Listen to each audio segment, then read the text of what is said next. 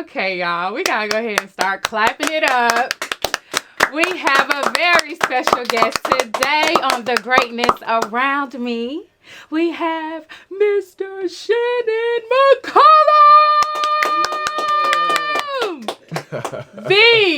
Should I say the photographer? Okay, fuck whoever y'all else shot with. This guy right here, let me stop. No, but Shannon, you are very special behind that camera. Thank you. I mean, we're gonna dive into your career for starters. Because, I mean, you just had such a great run, but you are like... Still running. Yeah, that's what I'm saying. The epitome of manifesting how you see yourself. So, Real like, talk. Yes. Yeah, I mean... Real talk. Your title alone, so what do you prefer to go by in your field? I mean, I'm Shannon McCullum. You know, I have always, you know, people call me Shannon. People that are close to me call me Shan. But I always had introduced myself as Shannon McCullum because what it does is it gives me the opportunity to brand myself. So I've always led with my full name. I'm Shannon McCullum. Hi, I'm Shannon McCullum. You know, I always did that. But it does flow. It has a nice flow to it. So you do remember that. Like, yeah that's Shannon McCullum. But I was meaning like, photojournalist. Yeah. So I my whole motto, my company name is same camera, different eye. And so that's the way I kind of seen my journey, you know, like so many photographers, we all use cameras. Right. You know, at the beginning and at the end of the day, no matter if you spend $3,000 on your camera, no matter if you got to use one at the pawn shop for $300, you know, you have a different eye. And you're going to see our different perspectives. We're going to see different perspectives. We're going to see people differently. We're going to shoot things differently. We're going to time our shots differently. And that's where the whole, pretty much it's the same camera, but it's a different eye. Okay, so at what point in your life did you pick up the camera? Were you like, this is me. This is my tool. Yeah. Wow. Great question. I picked up the camera for real. For real. At 20. Okay.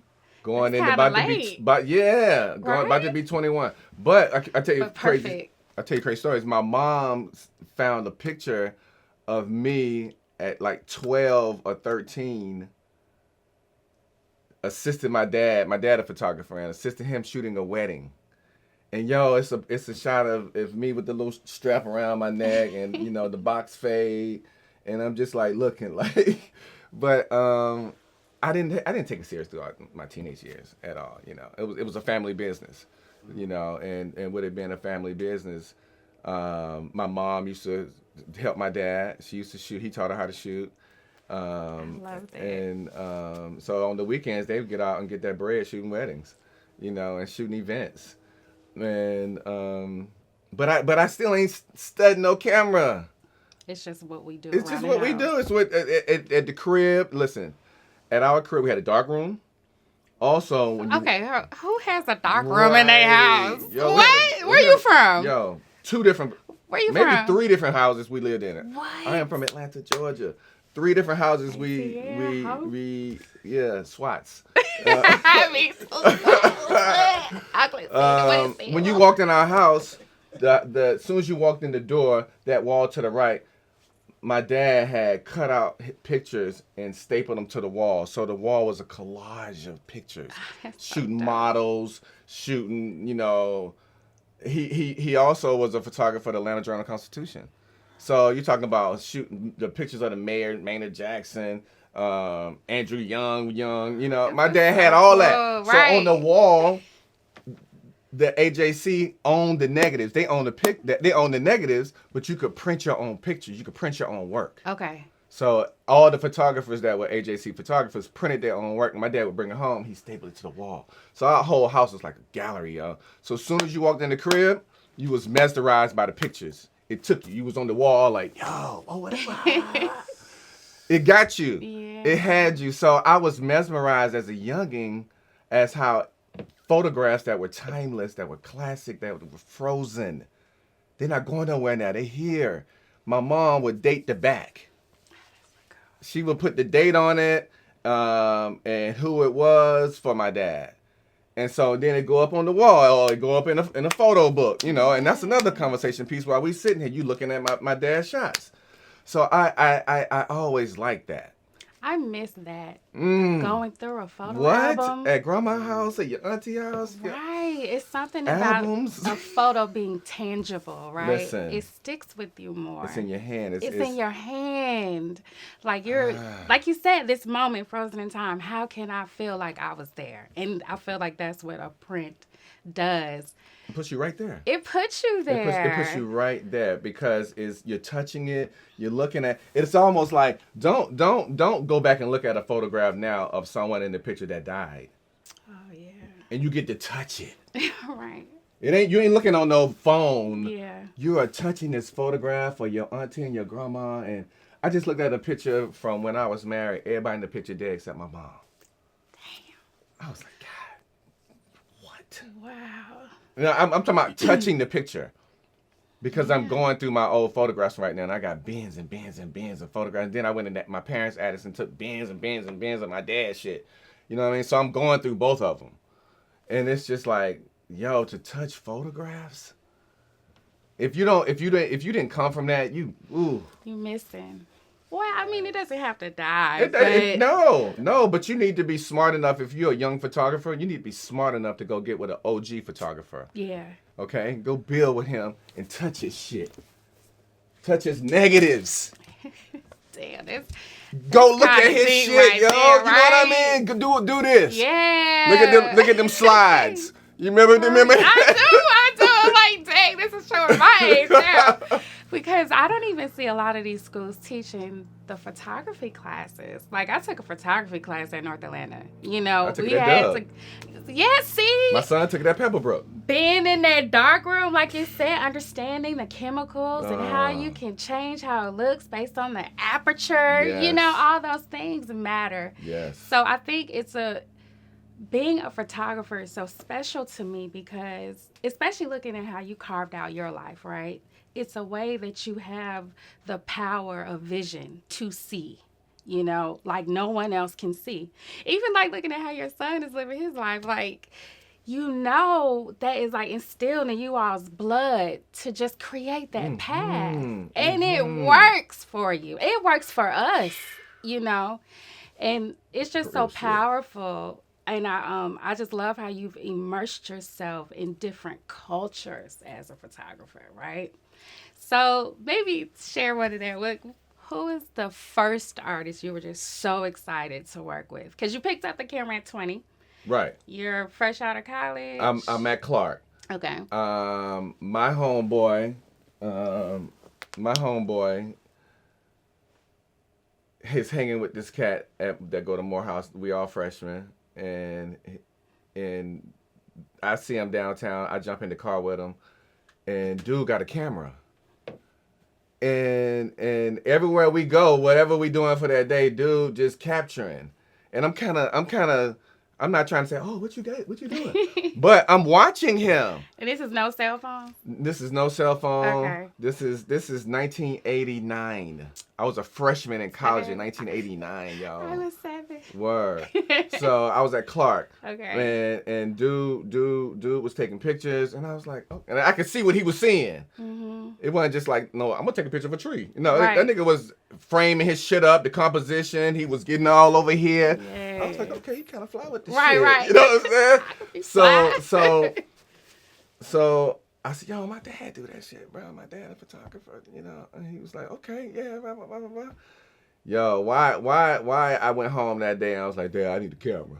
I need a camera, Dad. He was like, what? You know, I said, I need a camera. He's like, who inspired you? Right. You've been with me for years. Yo, listen, I ain't asked him for shit. Never have. And I grew up where in the refrigerator at the crib, this is the difference between professional film and consumer film that you buy off the shelf at Walmart. Okay? Professional film has to be refrigerated. Okay? That shit off the shelf it's made for you to put when you used to have a point and shoot camera or whatever. Well, anyway, without even really being into photography, I knew because my dad where the vegetables were, when you open your refrigerator and the vegetables down there, that was stacked of film. My mom couldn't even put her vegetables there because my dad kept film right there, and he would bring film. That was organic. That was listen. This is where you kept Dad's film, and he would bring it home from the paper because they had to use the top shit. So, as soon as my dad gave me a camera, I was immersed in the best equipment. Everybody don't get to start with the best driving a little Benz out the gate. Right. We gotta drive our Honda Civics and shit, and that bitch gotta, not make it down the road sometimes. You gotta pop the clutch. You ain't did that, So I started out driving a little Benz. I like had the best equipment because of my dad. I had the best, all different types of Ilford films, Kodak films, Fuji films. I had the best, all kind of shit. So I'm coming out the gate ready. So now that I'm in it now. I'm hanging with this cat. We shooting. We hanging out. We shooting. We seeing pretty girls. Hey, can I take your picture? You look nice today. I would have been like, okay. Right? And it was that. So when you did that, and I'm at Clark, and I'm taking on Fridays the Qs or the AKAs, and they in the yard on the weekend on Fridays. I'm asking, can I take their pictures? Or on Fridays, like in the yard, everybody got fly. Yeah. I started taking their pictures on the yard.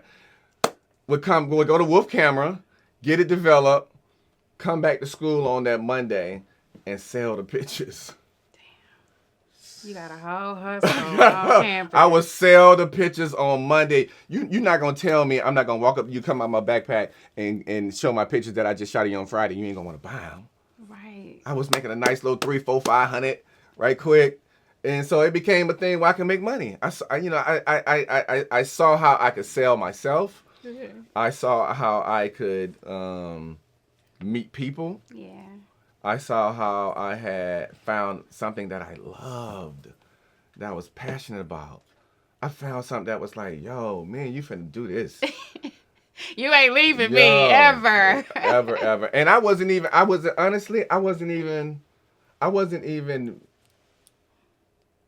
money driven. Mm-hmm. I just loved it so much. Yeah. I love being able to shoot in different settings, whether the sun is setting in the morning when it's soft, shooting at the beach at this time of day. I just loved all that shit. And whoever I could shoot that would be good with me letting them shoot, because I would always return it with a picture. Because what that did to me is it told me that I appreciate you allowing me to shoot you for free, but you're gonna show somebody that picture, and you're gonna talk about me. Yo, I work with this dude. He had this whole little vision. He gave me some pictures. Fuck with him. And that's how my name started growing. Yeah. Real talk. That's how my name started growing in this business, because I show love to people just because I love doing the shit. You know what I mean? So, and then they started talking about me. It's like when I got into the wedding business. I had a thing about I'm gonna be like everybody else that don't work like I work. You would get married. I would shoot your wedding, and this is film. I would shoot your wedding, and usually people like to take about 3 weeks to a month or whatever, return it, because you got to put them in a photo book, and it was that era. Yo, I would literally shoot your wedding, and be so excited. I go home, and I'll be planning out how to get to what time. As soon as the lab open in the morning, I'm getting that film developed, and I'm ready to get the pictures. I'm ready to go through your pictures. I was turning weddings around in like 3 days. Listen, I lay all them pictures out on the kitchen table and look at them, and the key to it is you got to tell a story, right? You getting your hair done, the fellas is getting their shit over here. You shooting all that. You shooting the kids running around. You got to get the elders because they ain't gonna be here in 10 years. So you got to get the elders with all the important people. Like, I'm thinking about this. I'm in my head going into a wedding. I'm looking for the elders. You need to be photographed. When last time you been photographed for real? And that was my shit. Oh, so you're not the creepy cameraman who just starts taking pictures from a corner somewhere. You're I was on lineage of documenting people's families. Right. Real talk. I wanted that for you. I wanted that for you. I wanted a picture of your grandmother with your little girl. So you feel part of that is the foundation you have, it seems very strong, deeply rooted in family. Absolutely. So you thinking like Yes. this family time is What? important. It's so important to me. It's so important to me because I never knew a lot of people didn't grow up with a lot of love in the house. I didn't that I just thought, that's my dad, that's my mom, that's my brother, that's my sister, that's my cousin. We all love each other. But everybody didn't grow up like that. I didn't realize that until I got older. And I grew up with all that shit. Like listen, man, I was the only child. And being spoiled and being loved and being nurtured, and everywhere you turn, somebody was hugging on you. Everywhere you turn, somebody was doing for you. Like, that shit felt amazing as a child. That shit felt amazing to be loved on. And it's like, okay, so now my love language is photography. How can I share my gift and give you what I love to do and document your family? Because I get to see it, because my dad done took pictures of my whole family, my whole life. And I've taken pictures of my children. Listen, let me tell you something.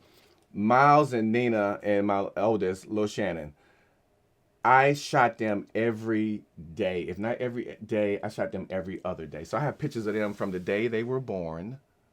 I was at each one of their births with my camera to they grown ass age now. Right. I took their picture every week, a few times a week. And I have that, and they have it.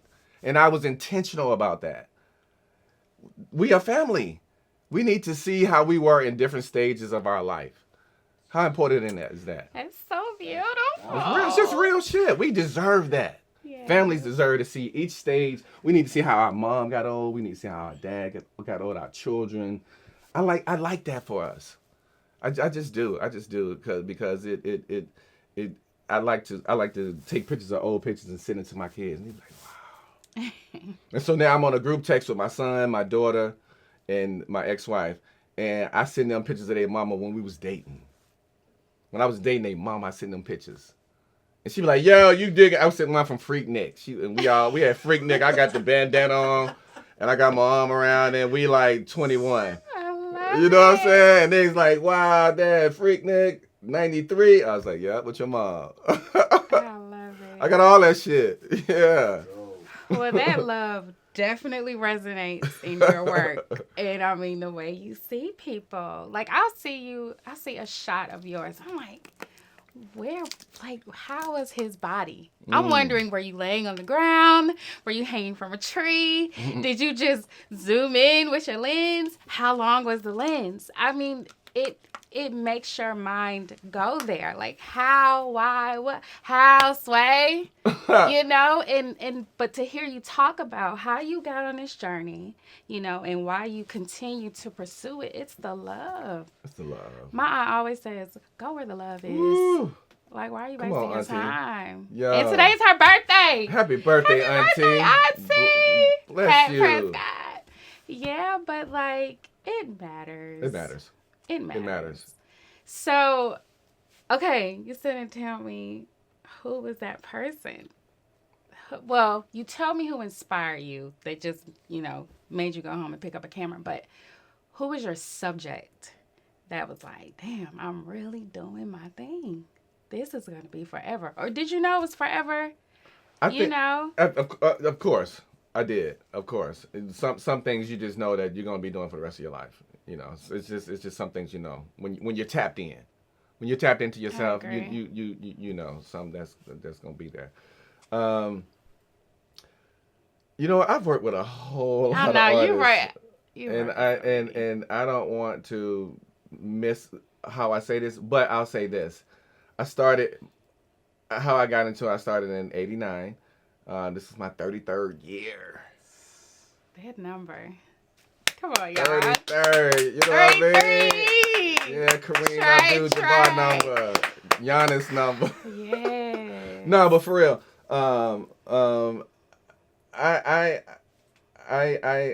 I started with the Dungeon family. And I met Rico Wade.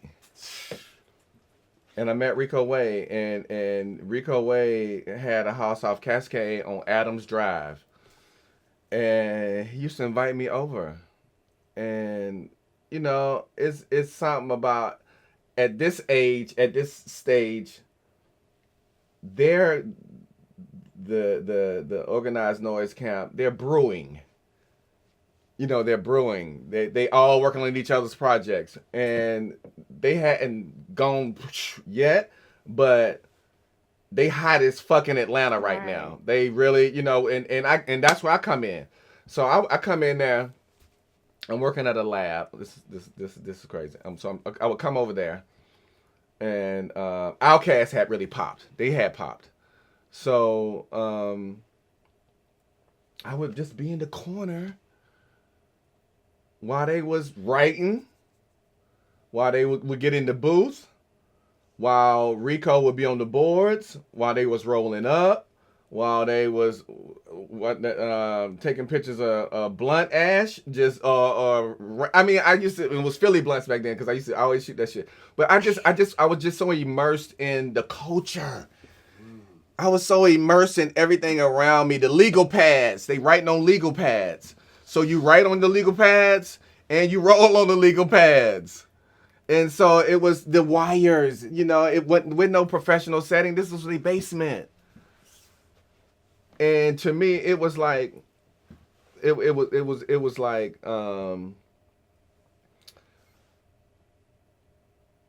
being Annie Leibovitz with the Rolling Stones.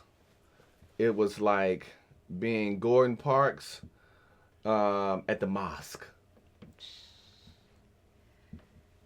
It was like being able to be there and not disturb what Minister Farrakhan is talking about, and not being all in somebody's face shoot, but being still in the moment, being there and just capturing and documenting these. Yo, so that's what I felt like, and that's what I was seeing. I was like, yo, I'm finna be on my Gordon Parks. I'm finna be on my. I felt it. You got CeeLo in here. Right. Future. Future wasn't even. Not only are they here, but you have permission. I have permission. Like that. That alone. And Future was a teenager, and he wasn't even over there in the booth. He would just be in the corner hanging out, because him and Rico Wade are first cousins. Okay. And I go to find out he was helping write a lot of stuff. But I have those pictures. I have them. Matter of fact, I sent them to my son. My son got a song with Future. I sent them to my son.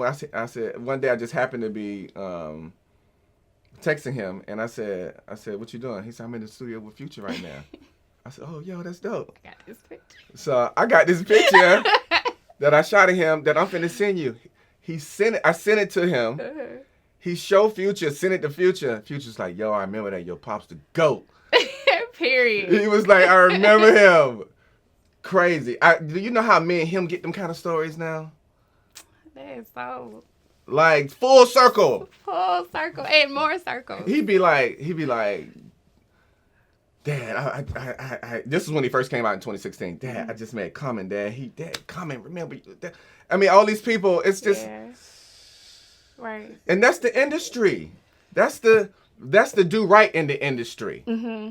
You know what? The biggest compliment my son has told me that he told me 6 months ago. That was the biggest fucking compliment my son told me is we're in his room and I'm sitting on the bed and there are like a gazillion sneakers in front of me. And I'm just like, and we both wear the same size shoe. Oh, that's perfect. and matter of fact, I just found a picture where we both were born the same 7.2 ounces. Are you serious? Me and him both. I'm Shannon Parks McCullum. He's Miles Parks McCullum. I intentionally gave him my middle name, but I gave him Miles because I was heavy into Miles Davis. But I felt something with that kid. But anyway, going back to the story, he said, Dad, wherever I go, wherever I travel, people say I'm just like you. And he said, I love that. He said, people say I'm just like you. How I move, blah, blah, blah. Yo, to hear a child tell, even though he's a man now, but still, he's my child. He's your child. To hear him say that, I don't care if he ain't famous. Right. Just to have, you got you send your child off in the world, and they say, you know what, I know your mom. yo, I know your mom. You carry yourself like your mother.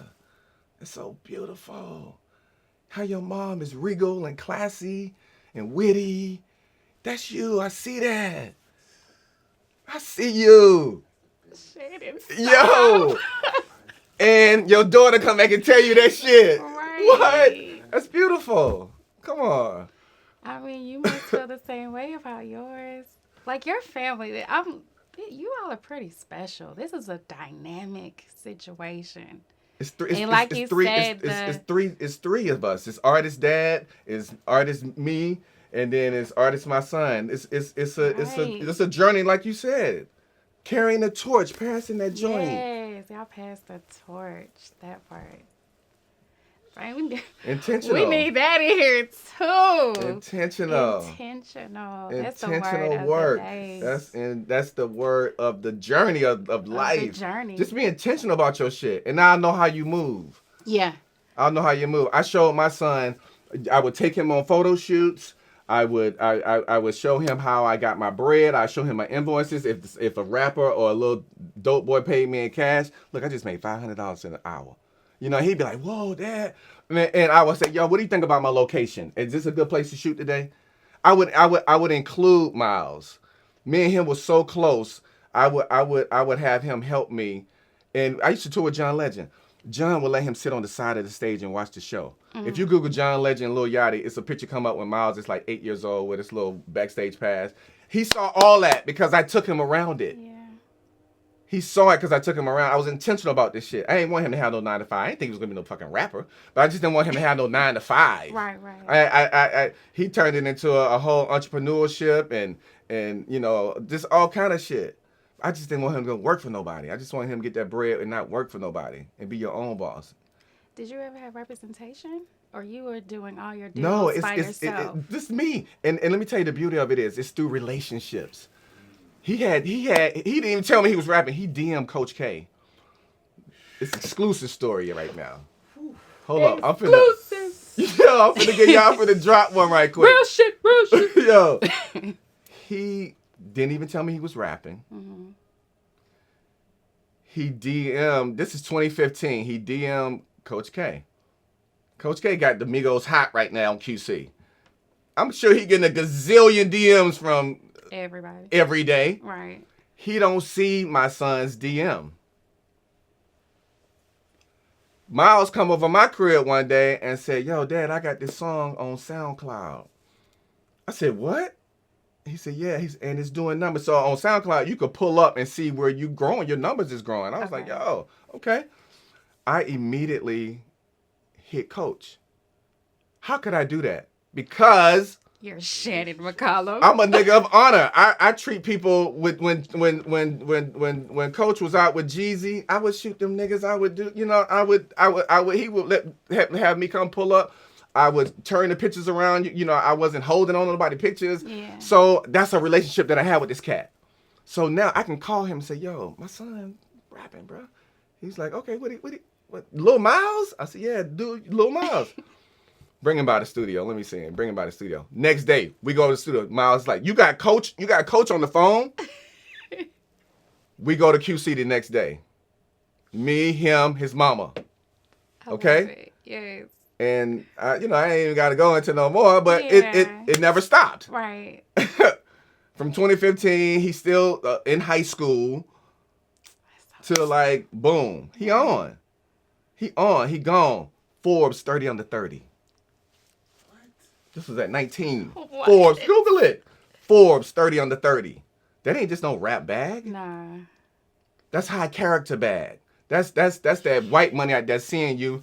That you okay, you're a good kid. You this, you that. You come from good stock. Okay, we gon' Target, McDonald's, Burger King, Sprite. He kept going. Now YSL, just all kind of stuff. Yeah. He kept going with it. It's such a beautiful thing. It man. Is beautiful. Yeah. Talk about greatness around me.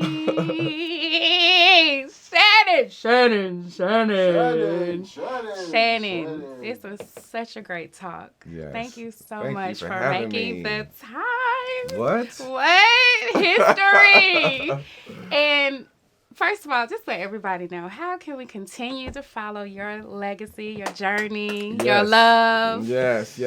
My love. And I pretty much do a lot on Instagram now because that's where we all at. So I'm at Shannon McCullum, ShannonMcCullum. Shannon McCullum. That's why I put everything, follow my journey. And thank you for having me. I'm blessed and honored because, we go back like rocking chairs. And I don't know. We go back like rocking chairs. Well, when we started rocking, we still rocking. Still rocking. And so she was one of the ones that I said, I gotta shoot you. And I was like, okay. She was so fly. She been fly. She been that. This ain't new. You been that. Thank you. So I'm honored. I'm honored to be here. Dang, yeah, tell everybody you gonna shoot me for free. I need it on camera. Go ahead, say it. You saw the nut. And I got her for free. Thank you for tuning into the greatness around me. I'm Yakini or Yaya. Be great. Peace.